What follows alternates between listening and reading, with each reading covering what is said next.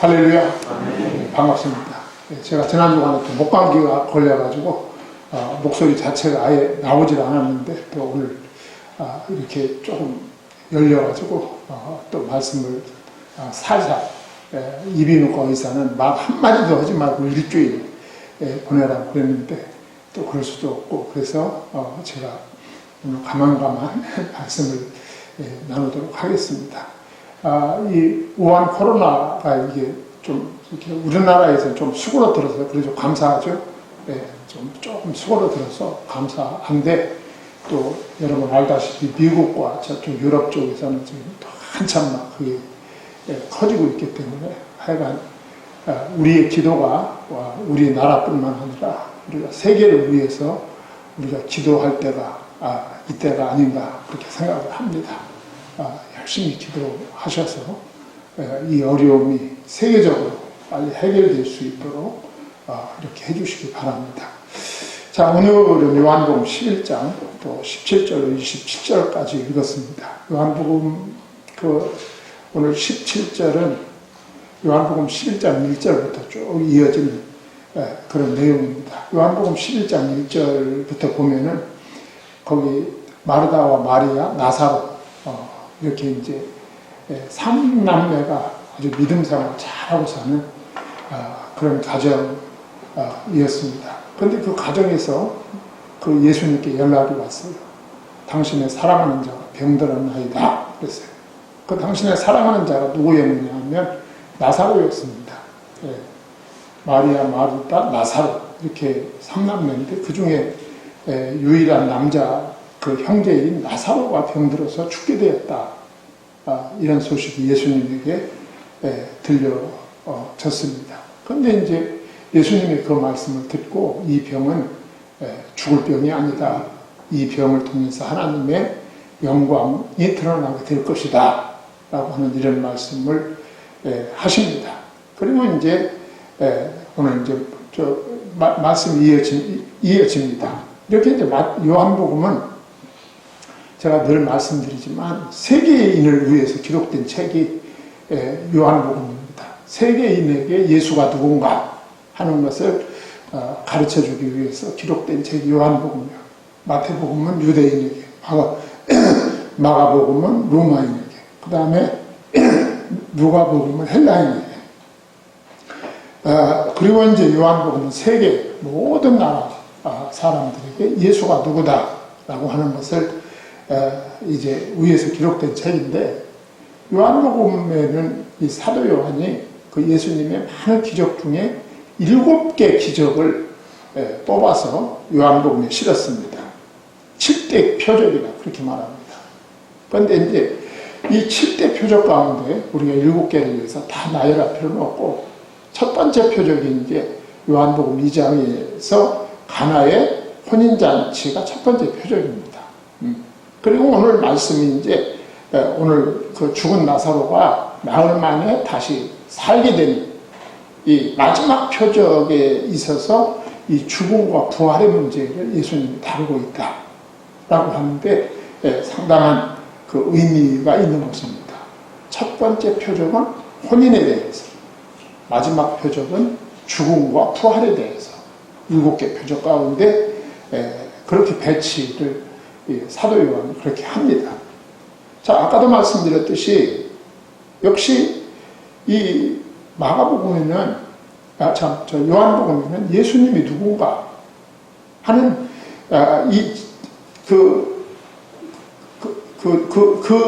예수가 누군가에 대한 것을 증거하기 위한 기록이 바로 요한복음입니다. 그래서 요한복음에는 나는 예수는 무엇이다 이런 표현들이 요한복음에 또 상당히 많습니다. 예수는 누구다 하는 게 요한복음에 역시 7개가 나와 있어요. 그 주제가. 그래서 그 대표적인 것이 예수님이 이제 요한복음의 6장인가요? 보면은 예수님이 이제 벳세다 광야에서 보리떡 5개와 물고기 2마리로 5,000명을 먹이죠. 그리고 12광주리를 남깁니다. 그 기적을 다 행하신 후에 그 기적의 결론이 뭐냐 하면 나는 생명의 떡이다. 그래서 그 기적이. 그러니까 그 기적이 그냥 사람들 배고프니까 너희들 먹어라. 뭐 그런 의미도 있지만 그게 핵심 메시지가 아니란 말이에요. 그 예수님이 보리떡 5개와 물고기 2마리로 5,000명 먹이고 12광주리가 남았다.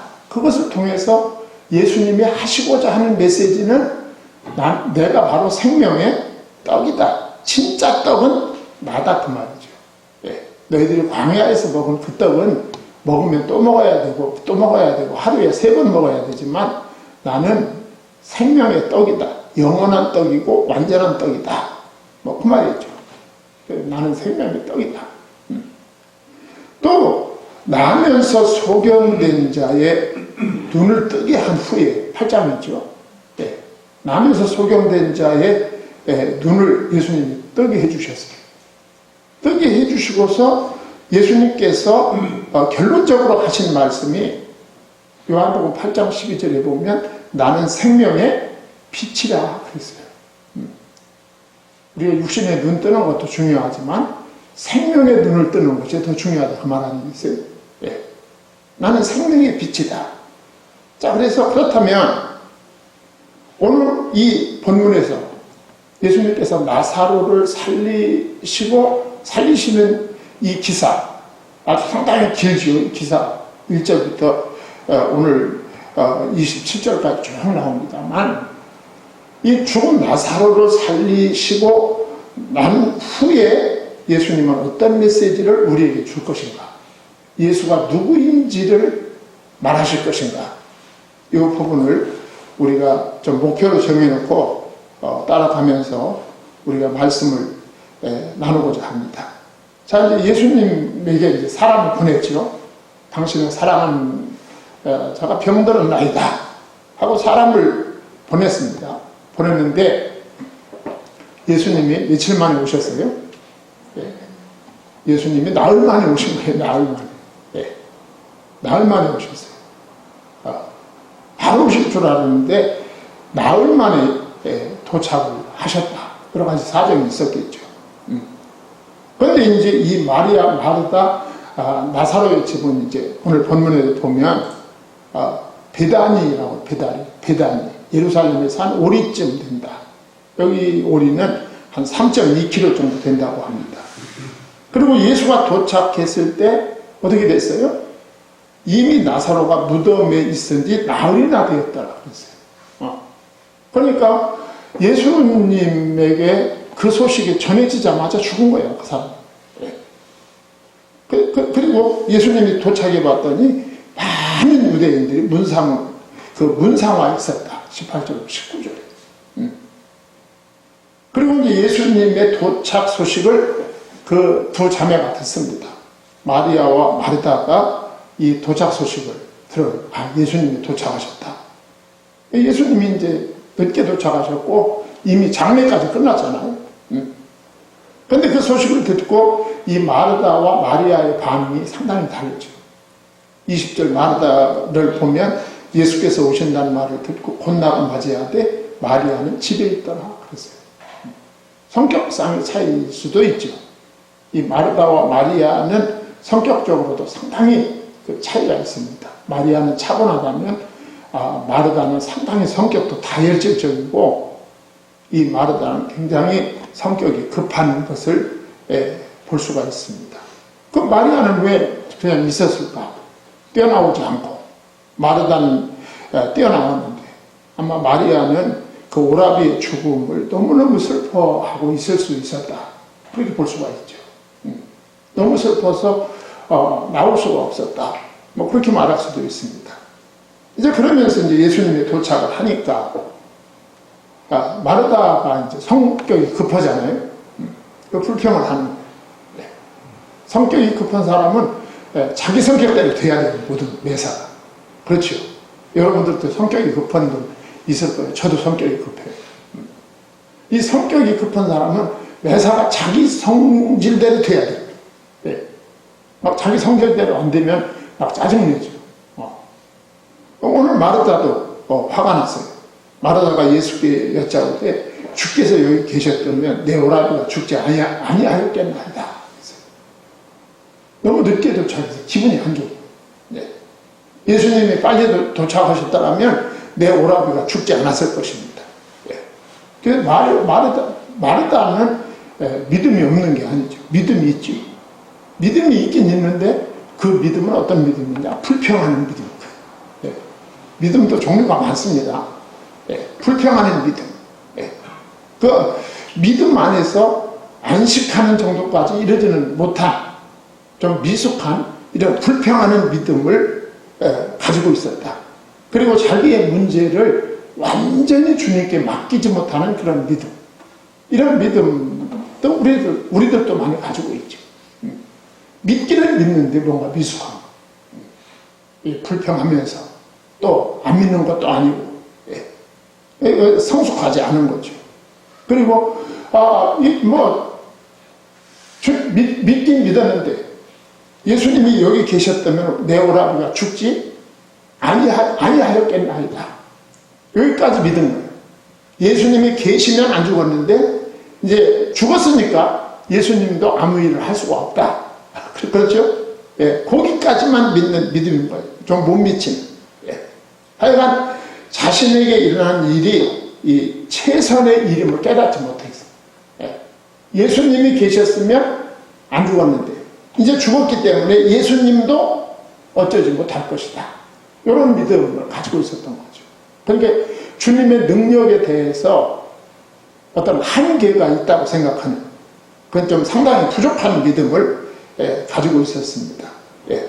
자, 그러나 나는 이제라도 주께서 무엇이든지 하나님께 구하시는 것을 하나님이 주실 줄 아나이다. 그래서 한참 불평하다 보니까 정신이 차려진 거야. 정신이 차려졌죠. 예수님, 그런데 또 중요한 건 내가 이제라도 주께서 무엇이든지 하나님께 구하는 것을 하나님이 주실 줄 믿나이다. 맞기도 하고 좀 틀리기도 하고 그래요. 이 말이. 예수님을 믿기는 믿되 하나님보다 좀 못한 존재로 한정하고 있는 것을 볼 수가 있어요. 예수님은 하실 수 없지만 하나님 아버지는 하실 수 있습니다. 이게 믿음은 믿음인데 조금 못 미치는 믿음. 예. 그러니까 예수님이 부활이요 생명이라는 사실을 깨닫지 못하는 거예요. 이 말씀 결론에 가면 예수님께서 그걸 깨닫게 해주는 거예요. 예수님이 부활이요 생명이심을 깨닫지 못하는 거예요. 예. 그래서 마태복음 8장 26절에서도 예수님이 이렇게 말씀하십니다. 예수께서 이르시되 어찌하여 무서워하느냐 믿음이 적은 자들아 하시고 일어나 바람과 바다를 꾸짖으신데 아주 잔잔하게 되거늘 이런 믿음을 가지고 있지 못했던 거죠. 예수님의 제자들도 항상 이렇게 부족한 믿음을 가지고 있었던 거예요. 우리들의 믿음도 믿음은 믿음인데 좀 부족한 믿음을 우리가 가지고 있을 수 있다라고 하는 걸 보여주고 있는 것입니다. 그러면서 이제 23절로 24절에 보면 이 마르다의 믿음이 상당히 교리적이다라고 하는 걸 볼 수가 있어요. 교리적이다. 교리는 다 맞는 겁니다. 예. 그리고 교리는 사람들이 다 믿지요. 예.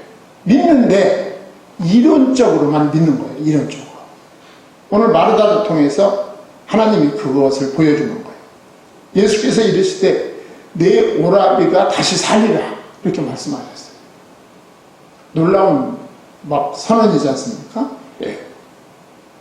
오라비 나사로가 죽은 지 나흘이 되고 장례가 끝났지만 내 오라비가 다시 살게 될 것이다. 당시 바리새인들도 부활을 믿었습니다. 예. 그랬더니 이 마르다가 자기 이제 믿음을 숨길 수가 없죠. 예. 누구든지 믿음을 숨길 수가 없습니다. 나오게 돼 있어요. 24절 마르다가 이르되 마지막 날 부활에는 다시 살 줄을 내가 아나이다. 이게 바로 교리적인 믿음인 거야. 자, 마르다가 부활을 믿는다는 거야, 안 믿는다는 거야? 부활을 믿는다는 거야. 예. 부활을 믿는데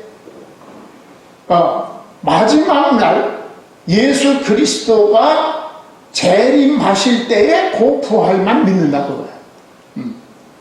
교리적인 믿음이라 하면 이론적으로 교리적으로는 믿는데 현실적으로는 믿지 않는다 그 말입니다. 현실적으로 그건 믿지 않는다. 그런 의미를 가지고 있는. 저는 부활을 믿습니다. 예, 믿기는 믿는데 마지막 날 예수님이 부활하시고 승천하시고 재림하실 때 무덤에 있는 모든 자들이 부활하고 살아있는 사람은 신령한 몸으로 변화되는 그날 그 부활을 저는 믿습니다. 지금 오라비가 죽었는데 이 오라비가 지금 살아난다는 것을 저는 믿을 수가 없습니다. 그 말입니다. 이론적으로만 믿는 거예요. 이 이론적 신앙은 비단 부활만 부활신앙만 그런 건 아니죠. 하여간 일반적인 사고로 이 종말론적인 부활관을 가지고 있었던 거. 이게 교리적인 신앙입니다. 그는 부활에 관한 예수님의 가르침을 여러 차례 들었을 겁니다. 예. 그렇지만 그는 부활을 그렇게만 생각하고 있었던 거죠. 예. 교리적인 믿음은 필수적입니다. 반드시 가지고 있어야 되죠. 우리가 교리적으로 죽은 자의 부활을 교리적으로 가지고 있어야 됩니다. 그 믿음. 그러나 그것만 가지고는 부족합니다. 예. 예수님은 지금도 역사하실 수 있다. 이 믿음이 살아있는 믿음입니다. 예수님은 지금도 하실 수 있다. 그래서 마르다의 부활신앙이 그가 처한 현실에서는 전혀 위로가 되지 않은 것입니다. 살긴 사는데 종말론적으로 예수님이 재림하실 때 그때 살지만 지금은 살 수가 없다. 지금 현재 현실적 부활은 믿지 않는다. 이게 마르다의 믿음이었어요. 예. 진정 필요한 믿음이 어떤 믿음일까요? 살아있는 믿음입니다. 현재 교통하고 현재 주민과 교제하는 믿음. 이게 진짜 믿음이죠. 교리적인 믿음이 우리의 신앙의 근간이지만 그러나 주님은 지금도 무슨 일이든지 하실 수 있다. 주님이 필요하시면 지금도 죽은 자가 살아날 수 있다. 이 사실을 믿는 게 진짜 믿음입니다. 그래서 디모데후서 3장 5절에 보면 경건의 모양은 있으나 경건의 능력을 부인하는 자니 이 같은 자들에게서 내가 돌아서라. 이게 사도 바울이 한 이 말도 마찬가지입니다. 경건의 모양은 있으나 경건의 모양은 뭘까요?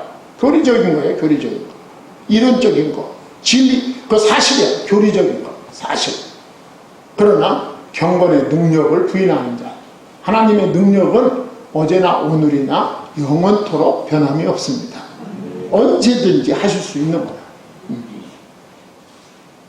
저는 이 우한 코로나도 세계적으로 지금 이렇게 어려운데 여기에도 하나님의 중대한 메시지가 있을 것이라고 생각합니다. 우리가 지금 참 어렵지만 아마 하나님이 언젠가 깨닫게 해주실 것입니다. 예. 그러면서 이제 25절로 27절에 보면 마르다는 이제 깨달았어요. 눈치가 빨라요. 예수님이 하시는 말씀을 이제 듣고 어떻게 반응하는지를 우리가 봐야 돼요. 그러면서 이제 예수님이 이제 마르다가 이럴 때 마지막 날 부활에는 다시 살 줄을 아나이다 이렇게 말하니까 예수님이 놀라운 선언을 하십니다.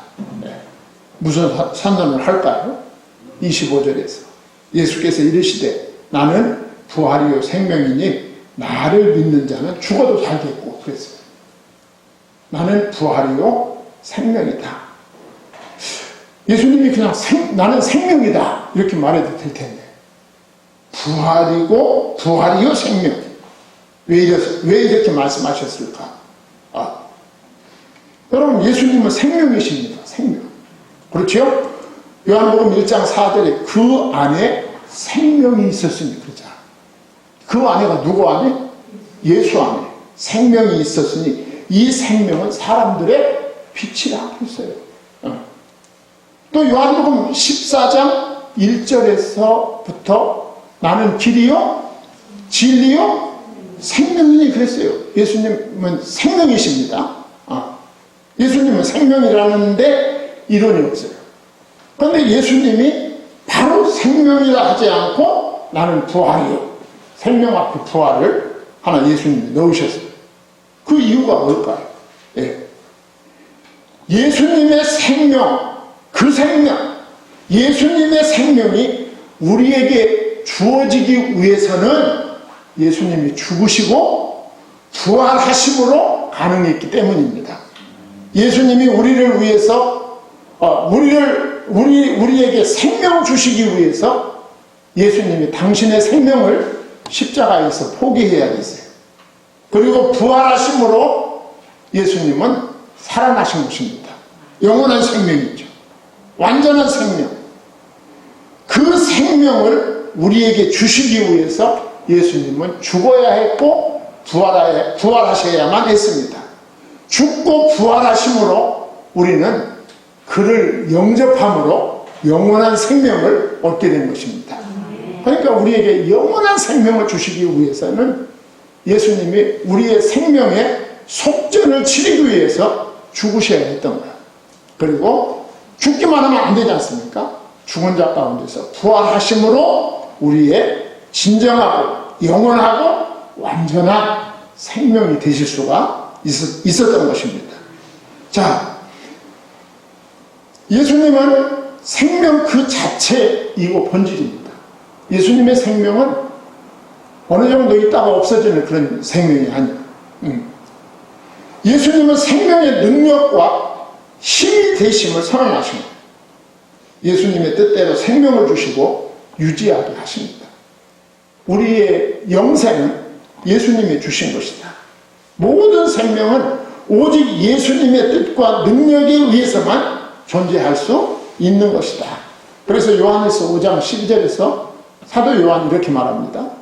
아들이 있는 자에게는 생명이 있고 하나님의 아들이 없는 자에게는 생명이 없느니라 그랬어요. 왜 그럴까요? 아들이 있는 자에게는 생명이 있다. 그 아들 자체가 생명입니다. 생명이신 예수가 내 안에 들어올 때 우리는 영원한 생명, 완전한 생명을 소유하게 되는 것입니다. 믿기를 바랍니다.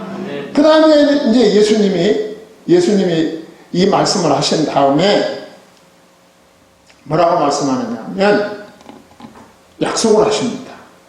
이 약속은 아주 위대한 약속이죠. 믿으면 일어나는 놀라운 두 가지 일입니다. 믿을 때 생기는 놀라운 일. 두 가지. 26절인데 상반절에 믿는 자는 영원히 산다. 할렐루야. 네. 믿는 자는 영원히 산다. 나를 믿는 자는 죽어도 살겠고 그랬어요. 네. 나를 믿는 자는 죽어도 산다. 예수님은 하나님이 계신 곳에 계십니다. 믿는 자는 죽어도 실제로 영적인 세계를 사는 것입니다. 우리 육신이 죽는다고 해서 끝나는 것이 아니다 그 말이에요. 예. 이 세상을 떠난 성도는 성도는 뭐 반의식 상태, 무슨 밀폐 공간, 무슨 솜털같이 구름 위를 떠다니는 그런 움직이는 공간 속에 사는 것이 아닙니다. 이 세상이 존재하는 것과 똑같이 영적인 차원의 다른 세상이 존재하고 실제로 거기서 생활하는 것입니다. 하나님의 나라죠. 예. 그래서 누가복음 23장 43절에서 예수께서 이르시되 내가 진실로 내게 이르노니 오늘 내가 나와 함께 낙원에 있으리라 하시니라 그랬어요. 한편 강도에게 예수님이 하신 말씀이죠. 믿는 자는 영원히 산다. 누구와 함께? 예, 하나님과 함께. 예수 그리스도와 함께 영원히 산다.